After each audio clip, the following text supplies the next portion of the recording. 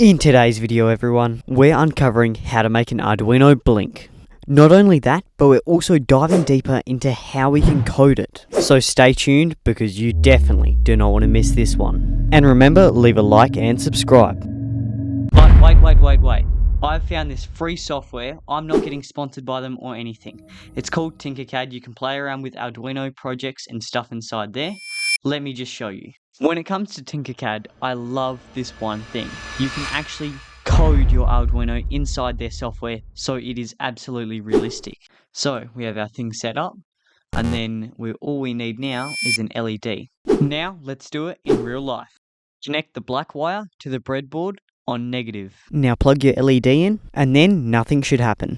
Because we need the code, but I'm going to teach you how to do that. The first thing you're going to want to write is pin mode. And then the next thing you want to write is specify what pin you're using and if it is an input or an output. Next, digital write.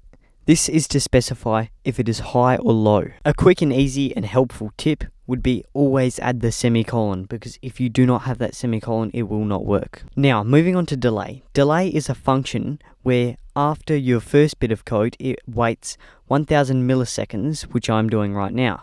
You can specify your milliseconds, and then it will run the next line of code. Then I am running low on digital write. So basically all the code is looping digital write high, delay 1 second, and then digital write low, and then delay 1 second, and then repeat so on. This project will be powered by a 9-volt battery, which has decided to sponsor us today. Alright, if you enjoyed this video guys, you're probably going to enjoy this video on the screen. Subscribe and I'll see you in the next one.